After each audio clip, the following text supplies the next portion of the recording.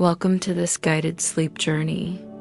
In the next hour, we'll travel together to a quiet, windswept coast, a place where the world slows down, where the waves whisper against the rocks, and where an old lighthouse stands waiting to welcome you. This is your haven tonight, a sanctuary where you can rest, unwind, and let go of everything that no longer serves you. For the longest time, I thought movement meant progress. I kept chasing goals, deadlines, people, approval, like every step forward would fill the hollow ache inside me. But one day, everything I had built began to fall apart, and I couldn't stop it. My job slipped away, my relationships faded, and my reflection in the mirror became someone I didn't recognize. For the first time in years, life went silent. No notifications, no plans, no validation. Just me and the echo of my own thoughts. That silence was terrifying. I remember lying in bed, staring at the ceiling at 3 a.m., wondering where I went wrong. My phone was still. My heart wasn't. I'd scroll through old messages just to feel connected to something.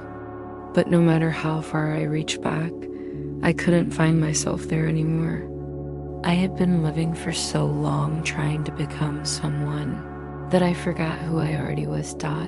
So this story isn't about success or money or proving anything to the world. It's about rebuilding from the inside, from the quietest, most broken places. It's about learning how to think again, how to breathe again, and how to stand still without falling apart. It started with exhaustion, the kind that seeps into your bones. I used to wake up and immediately grab my phone, chasing urgency before I even opened my eyes. My life felt like a list of checkboxes I could never complete. But then came the day everything stopped.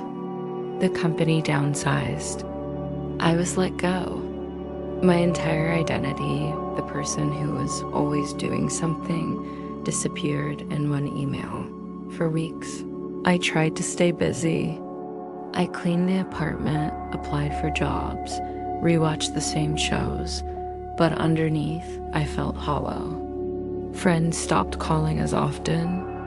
Everyone was busy living while I was stuck replaying memories that made no sense anymore. Loneliness isn't the absence of people, it's the absence of purpose. And that's what scared me the most. There were nights when I'd sit by the window, city lights flickering below, and think about how easy it would be to disappear, not physically, but emotionally. Just fade out. Stop trying. Stop hoping. But something inside me whispered, not yet. That small voice was fragile, but it kept me from breaking completely. After enough days of running from myself, I finally stopped. I remember the moment clearly, sitting on the floor, back against the wall, realizing I couldn't keep pretending I was fine. So I started writing. Not fancy journaling, not gratitude lists, just raw thoughts. Angry, confused, messy words. The pages didn't judge me. For the first time, I saw myself as I truly was, scared, lost, but still breathing. That's when I understood pain doesn't destroy you. Resistance does. I had spent years fighting every uncomfortable feeling, shoving it down, pretending strength. But real strength, I learned, was allowing yourself to break without giving up. I began to walk at night, headphones in, empty streets, cold air. It felt like therapy. Every step became a quiet conversation with myself. Sometimes I'd pass by cafes full of laughter, couples walking hand in hand, people living what looked like perfect lives. And I'd think maybe one day I'll feel that again. But for now, this emptiness is my teacher. Healing isn't linear. No one tells you that. One week I felt fine. The next, I couldn't get out of bed. There were days I hated everything, the world, people, even myself. I'd scroll through social media, comparing my failures to everyone else's highlights, convincing myself I was behind. My mind became a storm, loud and unkind, but storms have a strange beauty. They strip away what doesn't belong.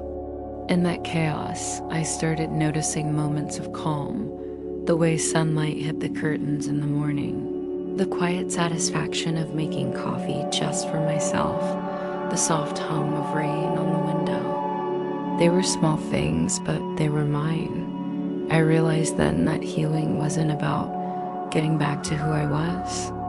It was about building someone new, someone grounded, aware, and real. The voice inside that once said, "You're not enough," began to fade. A new one took its place. Try again. Change didn't come in grand gestures. It arrived quietly. I started waking up early, not because I had to, but because I wanted to see the sunrise. I began reading again, meditating, eating slower. I found peace in the small routines that once felt meaningless. I remember one particular morning, I walked out to the park, dew still on the grass, and felt something I hadn't in a long time: gratitude. Not the forced kind, but the deep awareness that I was still here, still trying, still alive. And that's when I understood, you don't rebuild your life by running faster. You rebuild it by standing still long enough to listen to yourself. The more I listened, the clearer everything became. My past wasn't my enemy. It was my blueprint. Every mistake, every heartbreak, every failure had taught me how to survive. Now it was time to learn how to live.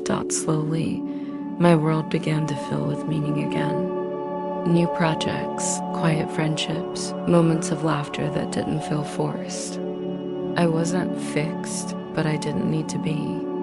I was aware, and awareness was freedom. I realized success isn't about having everything under control. It's about finding peace, even when things aren't perfect. There were still bad days, sure. But now, I faced them differently. I didn't run. I didn't hide. I breathed, observed, and reminded myself, this too will pass. Because it always does. Every storm eventually runs out of rain. And as I rebuilt my life piece by piece, I started to enjoy the process.